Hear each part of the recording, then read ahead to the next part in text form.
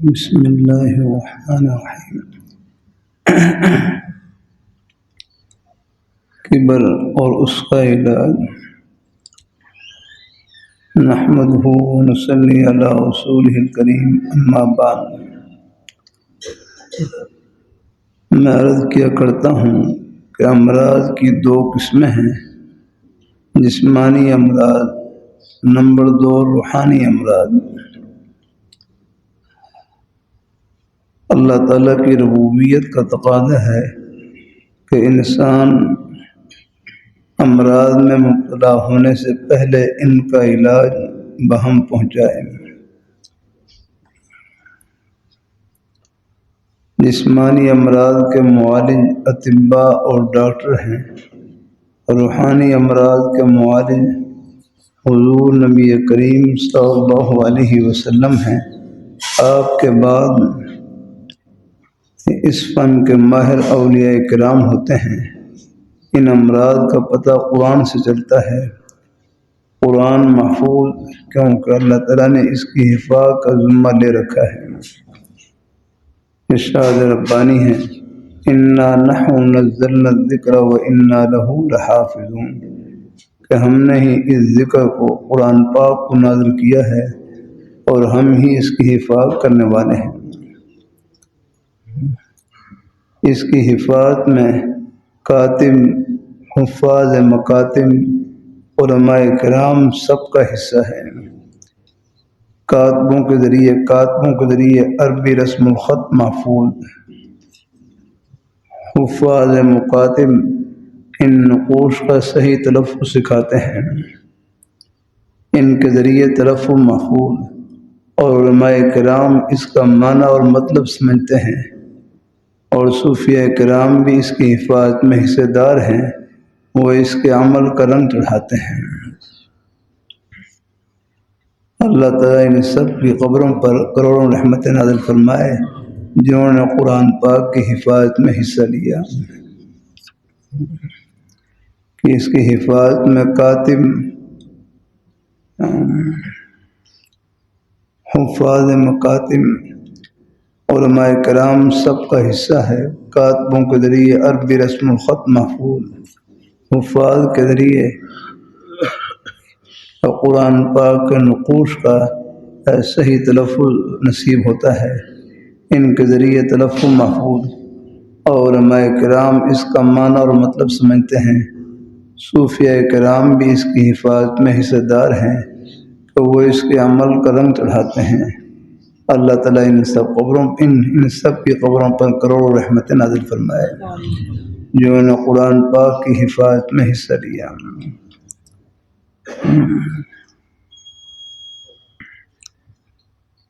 آج میں کبر کے متعلق عرض کرنا چاہتا ہوں۔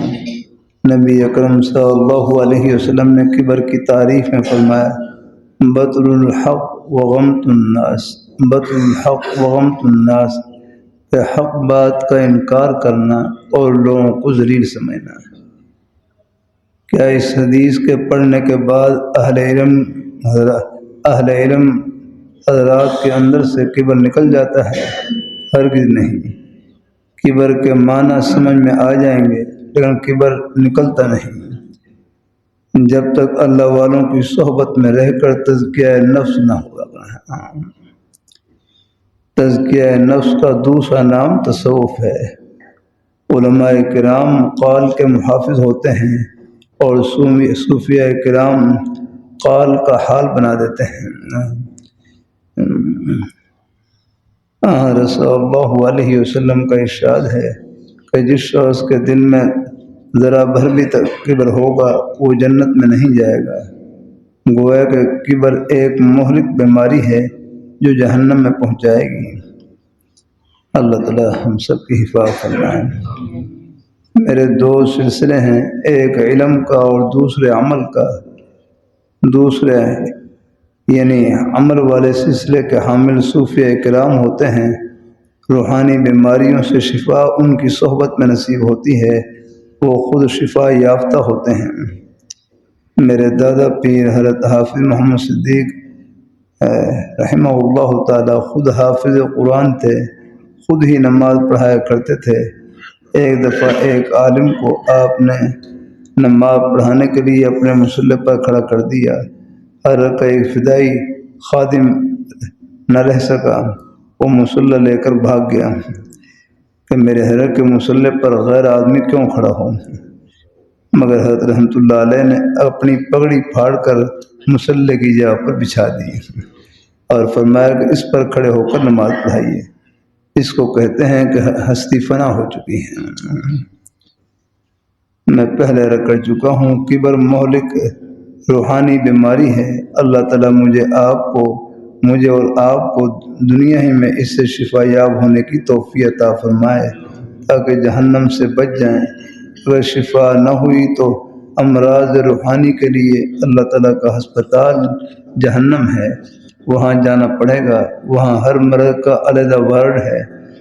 ہسپتال میں بیمار ہی کو بھیجا جاتا ہے، تندرست کو بھیجنے کی کیا ضرورت؟ اس طرح جہنم میں بھی صرف روحانی مریض کو ہی بھیجا جائے گا۔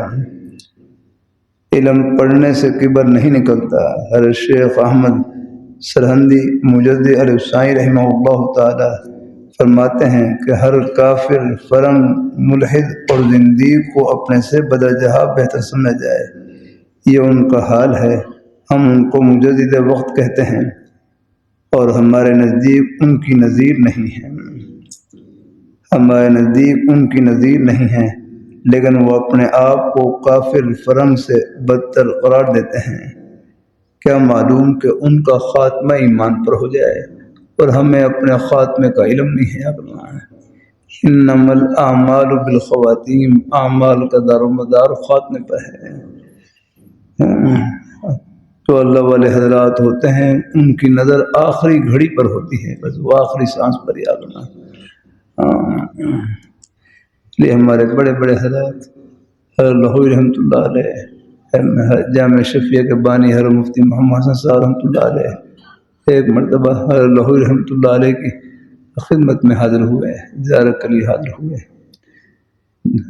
دونوں حضرات بڑی ہستیاں تھیں، لیکن حضرت لاہوری رحمۃ اللہ علیہ، حضرت مفتی حسن صاحب رحمۃ اللہ علیہ، حضرت لاہوری رحمۃ اللہ علیہ سے کہنے لگے حضرت میں آج بس ایک ہی دعا کے لیے آیا ہوں کہ آپ دعا کریں کہ اللہ خاتمہ ایمان پر فرما دے، بس اس دعا کے لیے حاضر ہوں۔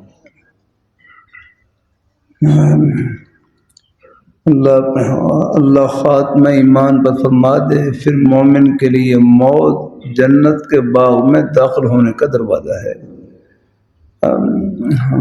اور یاد رکھنا، جنت کا پہلا قدم بادشاہت کا قدم ہے، وہاں بادشاہت سے کوئی نیچے کوئی چیز نہیں ہے۔ اللہ تعالیٰ اللہ اپنی رحمت سے نصیب فرمائے، سب کو اللہ تعالیٰ رحمت سے نصیب فرمائے۔ اللہ تعالیٰ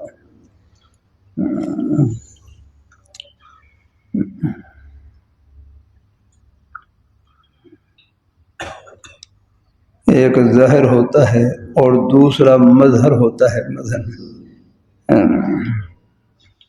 بجلی کا کرنٹ ظاہر ہے اور بلب اس کا مظہر ہے۔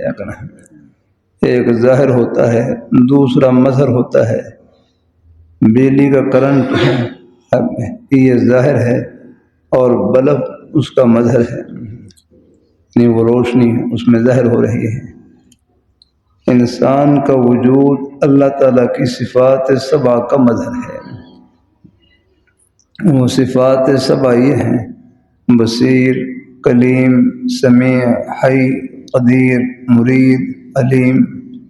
لا علیم الا اللہ، لا کلیم الا اللہ، لا بصیر الا اللہ، لا سمیع الا اللہ، لا حی الا اللہ، لا مرید الا اللہ، لا قدیر الا اللہ۔ کلام اللہ اللہ تعالیٰ کی صفات میں سے ہے۔ اس کا پرتو زبان پر پڑتا ہے، اس کا عکس زبان پر پڑتا ہے۔ کلام اللہ اللہ تعالیٰ کی صفات میں سے ہے، اس کا پرتو یعنی اس کا عکس زبان پر پڑتا ہے، وہ گویا ہو جاتی ہے، زبان گویا ہو جاتی ہے۔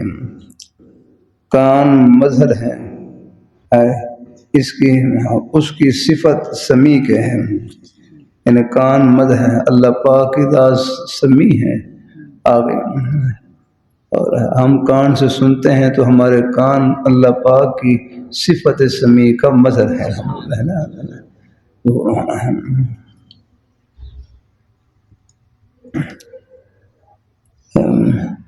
وہی دل میں ڈالتا ہے،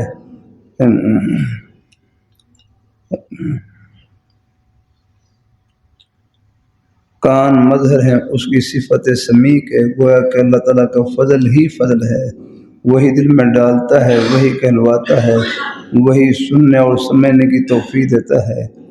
اگر یہ صفتیں انسان سے الگ کر لی جائیں تو پھر یہ زندہ نہیں رہ سکتا، بلکہ مردہ ہوگا، بینا نہیں بلکہ اندھا ہوگا۔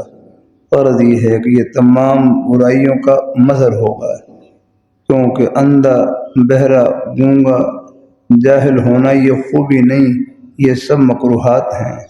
اللہ والوں کی نظر غیروں کے ظاہر پر اور اپنے مظہر پر پڑتی ہے۔ اللہ والوں کی نظر غیروں کے ظاہر پر اور اپنے مظہر پر پڑتی ہے۔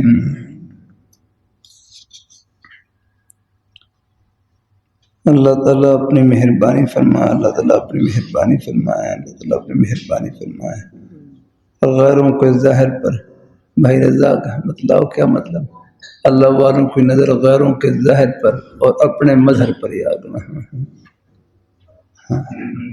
اچھا، جزاک اللہ ٹھیک۔ دیکھو نا، پیچھے آپ نے سنا نا، ایک ظاہر ہوتا ہے اور دوسرا مظہر۔ بجلی کا کرن ظاہر ہوتا ہے اور بلب اس کا مظہر ہوتا ہے۔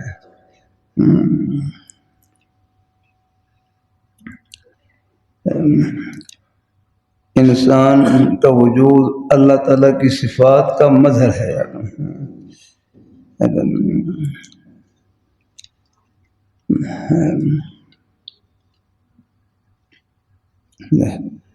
اس لیے مجدد صاحب رحمۃ اللہ علیہ فرماتے ہیں کہ ہر کافر، فرنگ، ملحد اور زندیق مجھ سے بہتر ہے۔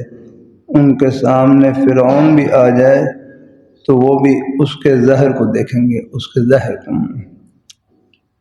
ہے کہ جس کا اللہ تعالیٰ کی صفات سبع سے تعلق ہے، کیونکہ سب کے سب اللہ تعالیٰ کی صفات سبع کا مظہر ہے۔ ہم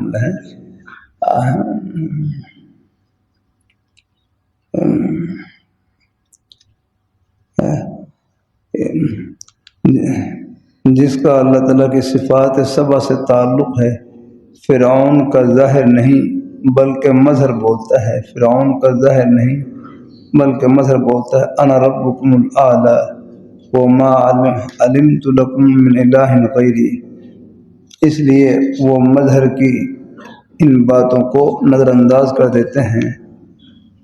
فرعون پر بھی اللہ تعالیٰ کی صفات کا عکس موسیٰدھار بارش کی طرح آ رہا ہے۔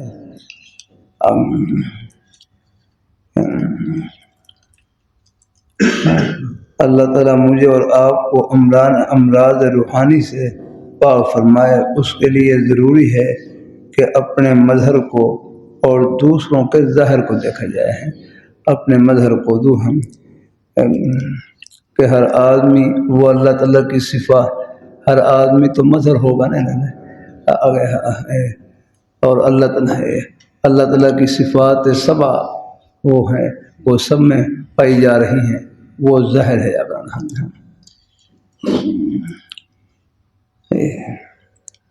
فرمایا اپنے مظہر کو دیکھا جائے اور غیر ہیں ان کے ظاہر کو دیکھا جائے کہ ان پر بھی اللہ تعالیٰ کی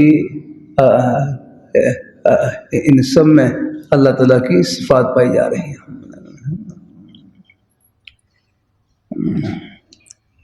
اس طرح گناہ کرنے سے اپنے گناہ ہر وقت سامنے رہیں گے۔ انبیاء کرام علیہ السلام کا یہی دستور رہا، باوجود کہ وہ معصوم ہوتے ہیں لیکن اپنی ذرا سی لغزش کو بھی ہمیشہ یاد رکھتے ہیں، اگرچہ اللہ تعالیٰ کی طرف سے اس کی معافی کا اعلان بھی ہو چکا ہو۔ حضرت آدم علیہ السلام، حضرت حوا کو اللہ تعالیٰ نے حکم دیا، لا تقربا هذه الشجرة فتكونا من الظالمین۔ اور آدم علیہ السلام سے لغش ہوئی، انہوں نے درخت کو کھا لیا، درخت کا پھل کھا لیا، اس کے بعد انہوں نے اللہ تعالیٰ سے معافی مانگی۔ عرض کرتا رہتا ہوں تمام کے تمام انبیاء کرام علیہم السلام گناہوں سے معصوم، پاک اور صاف ہوتے ہیں۔ اپنا مقول حضرت مولانا رحمۃ اللہ علیہ کے کہ نبوت کا دامن اتنا پاک اور صاف ہوتا ہے، اگر اس کو پانی میں بھگو کر نچوڑا جائے، جبریل عرش آ کر اس سے وضو کرے، اتنا پاک اور صاف ہوتا ہے۔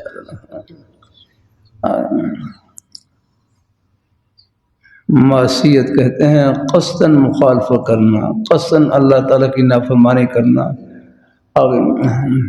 اور انبیاء کرام علیہم السلام ان کی ذات سے قصداً نافرمانی کا صدور محال ہے۔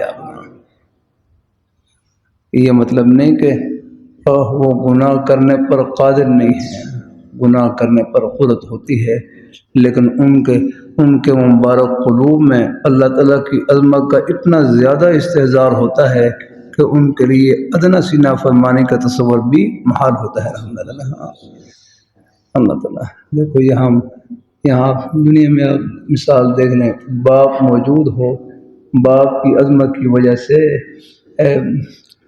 بہت سی آدمی ہے نامناسب باتوں سے بچ جاتا ہے۔ اساتذہ موجود ہوں اور ان کی عظمت کی وجہ سے آدمی ہے، طلباء ہیں، شاگرد ہیں،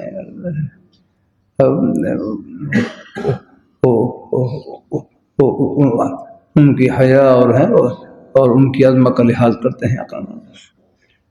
تو انبیاء کرام علیہم السلام ان کے قلوب میں اللہ تعالیٰ کی عظمت کا کیا عالم ہوتا ہے، اس کا تصور نہیں کیا جا سکتا۔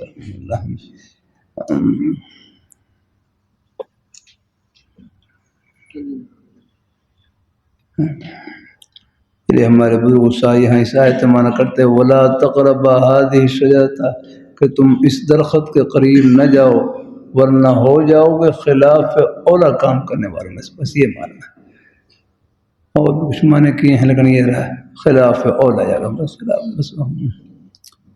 اللہ تعالیٰ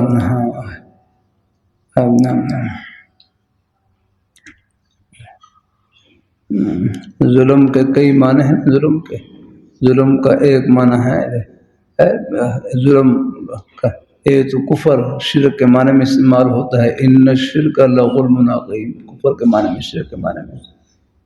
ایک فسق کے معنی میں استعمال ہوتا ہے، وَمَن يَتَعَدَّ حُدُودَ اللَّهِ فَأُولَٰئِكَ هُمُ الظَّالِمُونَ، یہ ظلم فسق کے معنی میں ہے، گناہ کے معنی میں۔ اور ایک ظلم خلاف اولا کے معنی میں، جیسے ربنا ظلمنا انفسنا وَإِن لَّمْ تَغْفِرْ لَنَا وَتَرْحَمْنَا، اور اسی طرح قرآن پاک کی اس آیت میں یہ ظلم خلاف اولا کے معنی میں ہے، بس خلاف اولا۔ اور بھی تفسیر کی ہے، صاحب جلالین نے العاصین کے ساتھ تفسیر کی ہے، العاصین عاصین۔ اب عاصین کا معنی ظاہری طور پر نافرمانی کرنے والے، لیکن وہاں پر قید لگانی پڑے گی، یہ صورتاً صورت کی قید لگانی پڑے گی، یہ نافرمانی صورتاً ہے، حقیقتاً نہیں ہے، یاد رہنا، نافرمانی صورتاً ہے، حقیقتاً نہیں ہے۔ اس کی سادہ سی مثال عرض کر دیتا ہوں، دیکھو رمضان کے مہینے میں دو آدمی ہیں، کھانا کھا رہے ہیں، ایک اس کونے میں بھول کر کھانا کھا رہا ہے اور ایک اس کونے میں جان بوجھ کر کھانا کھا رہا ہے۔ اب دیکھنے والے یہ سمجھے گا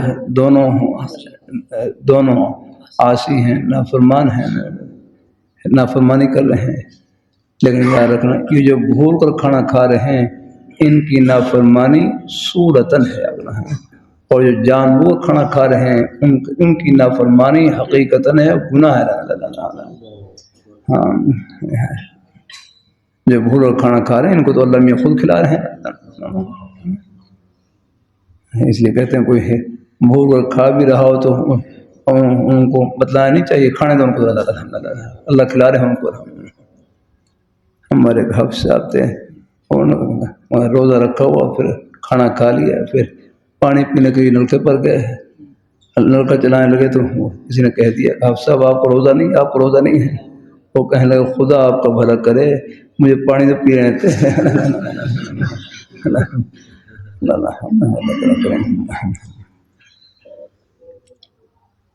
تو اللہ تعالیٰ اپنی مہربانی فرمائے ہیں تمام کے تمام انبیاء کرام علیہم الصلوۃ والسلام گناہوں سے معصوم پاک اور صاف یاد رہا، اور تمام کے تمام صحابہ کرام آگے محفوظ ہیں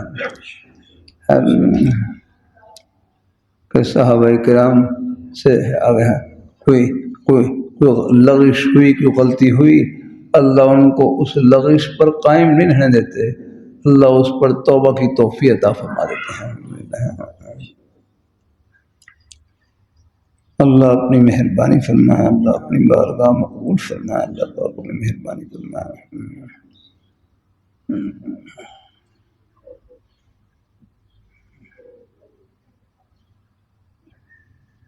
بعد انہوں نے اللہ تعالیٰ سے معافی مانگی، اللہ تعالیٰ نے معافی کے الفاظ خود ہی القاء فرمائے اور معافی کا اعلان بھی فرما دیا. لیکن آدم علیہ السلام قیامت کے دن اپنی اس لغش کی وجہ سے بارگاہ الہی میں رد کریں گے کہ حساب و کتاب، لیکن آدم علیہ السلام قیامت کے دن بھی رد فرمائیں گے کہ بارگاہ الہی میں جا کر رد کریں کہ حساب و کتاب شروع کیا جائے. یعنی امتیں آئیں گے اور آدم علیہ السلام کے آپ ابو البشر ہیں، آپ سفارش کریں. بہرحال اللہ نے یہ منصب حضور صلی اللہ علیہ وسلم کی ذات اور کری رکھا ہے. الحمدللہ، یعنی شفاعت کبریٰ کا جو مقام ہے وہ حضور صلی اللہ علیہ وسلم کی ذات اس کا ہے. اللہ اپنی مہربانی فرمائے، اللہ اپنی بارگاہ مقبول فرمائے.